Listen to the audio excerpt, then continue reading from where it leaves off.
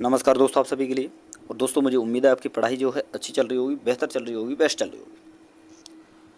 और देखिए दोस्तों, आपको पता है कि आपकी ग्रुप डी की वैकेंसियाँ हैं जो हैं उन पर जो है फॉर्म फिलअप हो चुका है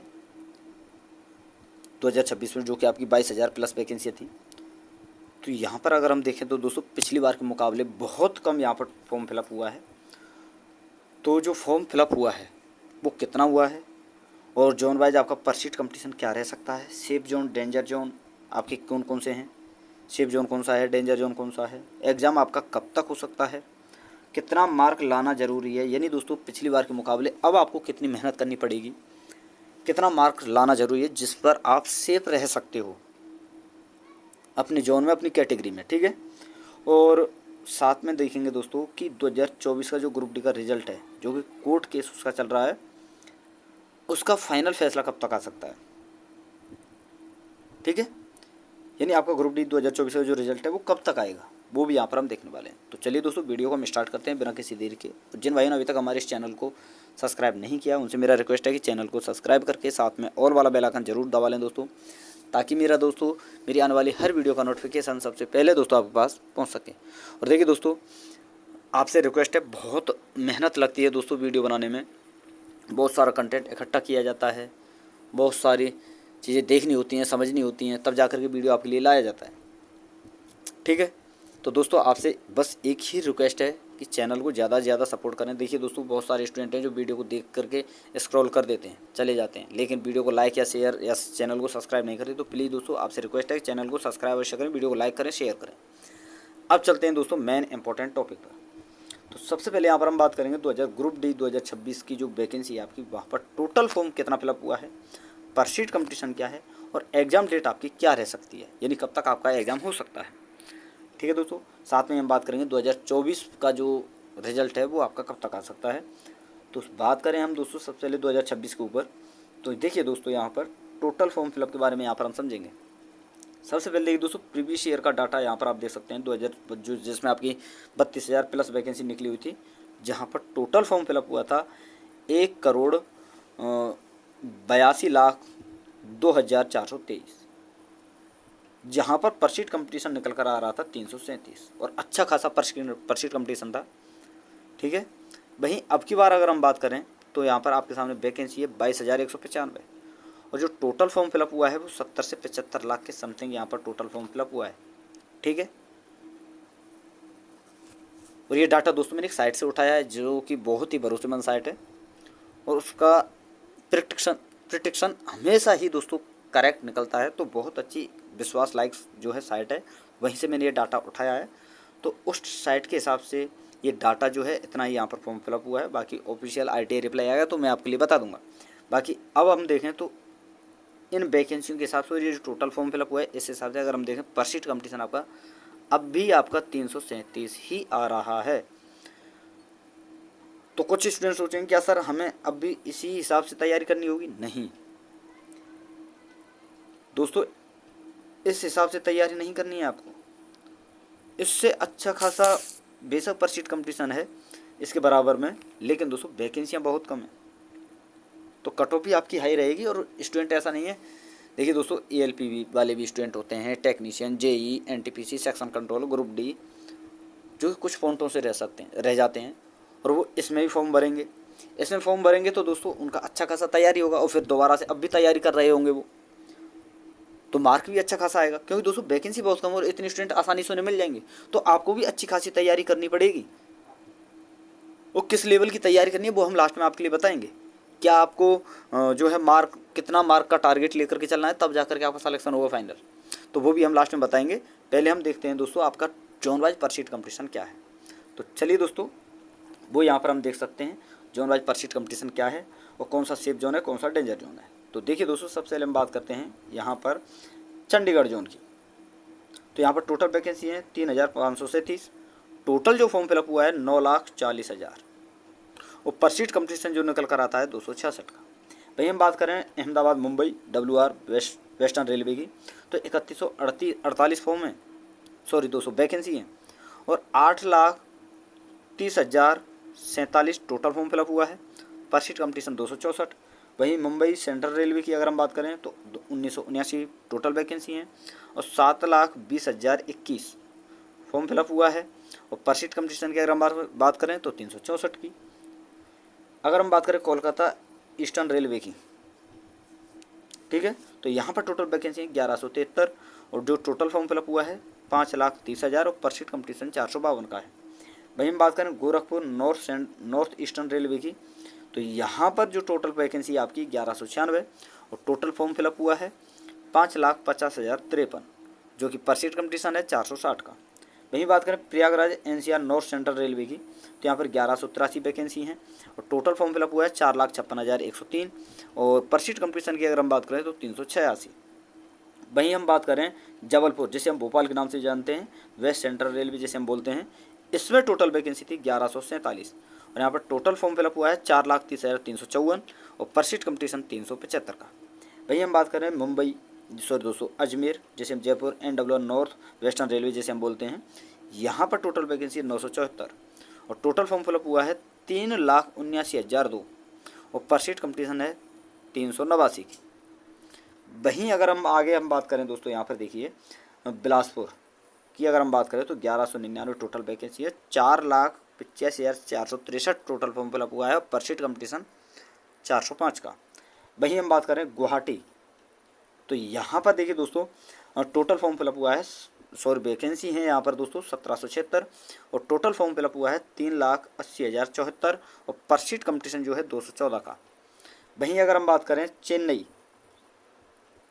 सेंट्रल रेलवे की, तो यहाँ पर 1,036 वैकेंसी है आपकी, टोटल फॉर्म फिलअप हुआ है 3,12,086 और पर सीट कंपटीशन है 301 का। वहीं हम बात करें Hajipur Patna east central railway की, तो यहाँ पर 993 वैकेंसी हैं, टोटल फॉर्म फिलअप हुआ है 3,12,645 और पर सीट कंपटीशन है 315 का। वहीं हम आगे बात करें सिकंदराबाद साउथ सेंट्रल रेलवे की, तो यहाँ पर टोटल वैकेंसी है 1,012, टोटल फॉर्म फिलअप हुआ है 2,54,579 और पर सीट कंपटीशन 252 का। वहीं हम बात करें भुवनेश्वर ईस्ट सेंट्रल रेलवे की, तो 803 वैकेंसी, फॉर्म फिलअप हुआ है 2,45,030, पर सीट कंपटीशन 305 का। वहीं हम बात करें रांची कोलकाता की ईस्ट सेंट्रल रेलवे की, जिसमें 949 वैकेंसी थी और टोटल फॉर्म फिलअप हुआ है 1,95,709, पर सीट कंपटीशन 206। वहीं हम बात करें बेंगलोर जोन की हुबली की साउथ वेस्टर्न रेलवे की, तो 90 वैकेंसी थी, पर सीट और टोटल फॉर्म फिलअप हुआ है 11,270 और पर सीट कंपटीशन की अगर हम बात करें तो 125 का यहाँ पर निकल कर आता है। अब दोस्तों इस डाटा के आधार पर अगर हम बात करें कि डेंजर जोन कौन कौन से हैं आपके, जहाँ पर सबसे ज़्यादा कंपटीशन है, तो देखिए दोस्तों यहाँ पर मैं आपके लिए बता दें, सबसे पहले डेंजर जोन, जिसमें सबसे फर्स्ट नंबर पर है ये आपका डेंजर जोन है, फर्स्ट नंबर पर है आपका कौन सा, गोरखपुर, और सेकंड नंबर पर है आपका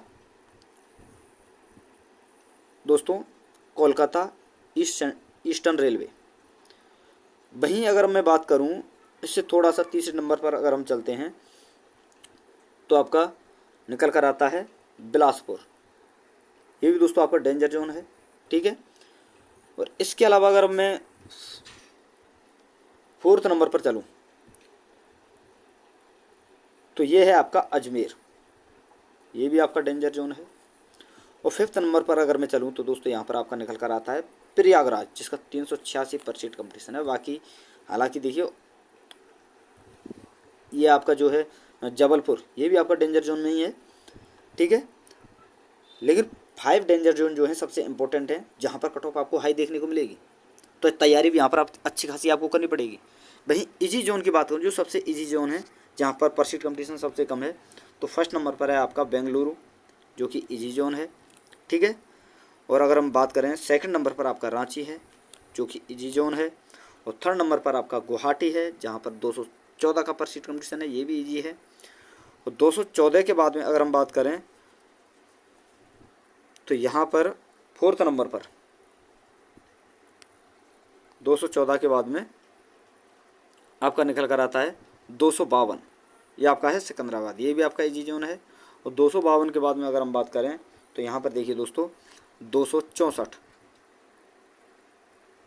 ये भी आपका इजी जोन है। हालांकि ये भी इजी जोन आपका हो सकता है, बाकी सारे के सारे मॉडरेट जोन हैं आपके। तो देखिए दोस्तों, इजी जोन और सेफ डेंजर जोन में आपके लिए बता चुका हूँ। अब बात करते हैं दोस्तों कि किस प्रकार से आपको तैयारी करनी है और क्या टारगेट लेकर के चलना है।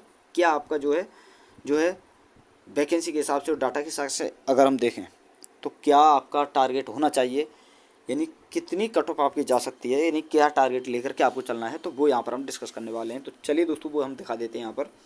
तो सबसे पहले तो आपको देखिए दोस्तों, रामबाण सिलेक्शन सबसे आसान तरीका जो है, आपको कुछ नहीं करना है। जो आपने अब तक अपने नोट्स बनाए हैं दोस्तों, बस उन्हें रिवाइज करना है। जितना हो सके दोस्तों नोट्सों को रिवाइज करें, ठीक है।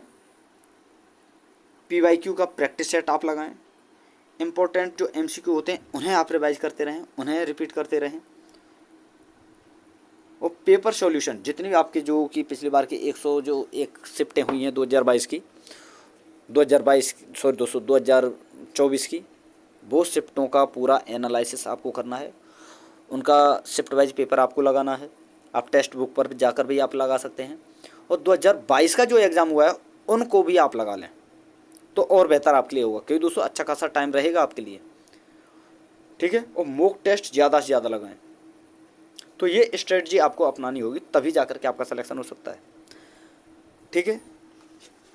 अब बात करें दोस्तों कि आगे अगर हम बात करें कि टारगेट क्या रखना है, सबसे पहले हम बात करेंगे डेंजर जोन की, ठीक है दोस्तों, डेंजर जोन की। तो यहाँ पर UR, OBC, EWS, SC और ST की। SC में UR में सॉरी दोस्तों, UR में आपको टारगेट लेकर के चलना है 75+ का दोस्तों। OBC में आपको टारगेट लेकर के चलना है 72+ का दोस्तों। EWS में आपको टारगेट लेकर के चलना है 70+ का दोस्तों। SC में आपको 68+ का टारगेट लेकर के चलना है। और ST में आपको दोस्तों 65+ का टारगेट लेकर के चलना है। डेंजर जोन की बात कर रहा हूँ मैं। वहीं अगर मैं इजी जोन की बात करूँ तो इजी जोन में आप देखिए दोस्तों 2 या 3 मार्क तक आप घटा सकते हैं। यहाँ पर 2 से 3 मार्क आप घटा लीजिए। इजी जोन के लिए भी उतनी ही तैयारी आपको करनी पड़ेगी। जैसे यहाँ पर UR में 75 बताया मैंने, तो 3 मार्क भी अगर आप घटा देते हैं तो यहाँ पर 72 की तैयारी आपको लेकर चलनी पड़ेगी, 72+ की। OBC में 69+ की, EWS में 67+ की, यहाँ पर SC में 65+ की और ST में 62+ की। ये इजी जोन की बता रहा हूँ मैं आपके लिए, और डेंजर जोन का ये आपका होना चाहिए, तभी जाकर के आपका तैयारी जो है, अगर इतना मार्क बन जाता है तो अच्छा खासा श्योर सिलेक्शन आपका हो सकता है। बाकी अब बात करें हम एग्ज़ाम आपका कब तक होगा, तो एग्ज़ाम की अगर मैं बात करूं तो देखिए दोस्तों, अभी तो आपका ग्रुप डी का केस चल रहा है, 5 जून तक रोक लगी। रोक तो क्या बोल सकते हैं दोस्तों, देखिए कोर्ट की छुट्टी है तो 5 जून के बाद ही आपका फैसला आएगा। मान लीजिए 5 जून के बाद अगर कोर्ट फैसला देता है, ठीक है, डेट फिक्स नहीं की है कोर्ट ने कि उस समय हम जो है कोर्ट का फैसला सुनाएंगे। 5 जून के बाद कभी भी फैसला सुनाया जा सकता है। और जहाँ तक मेरा मानना है 10 से 15, ठीक है दोस्तों, जून के समथिंग आपका कोर्ट का फैसला आएगा। और अगर मैं बात करूं कि रिजल्ट जो है कब तक आ सकता है, तो 20 जून के समथिंग आपका रिजल्ट आएगा, ठीक है। फिर होगा आपका PET। और PET में देखिए दोस्तों, मैं आपको बता दूं कि जो है आपका PET जो है, इसके लिए ज़्यादा आपको समय नहीं मिलता है, 20 से 25 दिन आपको मिलते हैं, ठीक है। तो तब तक आपको जुलाई आ जाएगा। जुलाई में आपका जो है PET होगा, उधर आपके एग्ज़ाम भी चलेंगे, ठीक है। तो एग्ज़ाम में ऐसा नहीं है दोस्तों ग्रुप डी का ही एग्ज़ाम, इससे पहले दोस्तों NTPC का भी है, CBT NTPC CBT 2 और ALP CBT 2 का भी है। ALP CBT 2 सबसे इंपॉर्टेंट है। ग्रुप डी से पहले ALP CBT 2 होगा, फिर आपका ग्रुप डी होगा।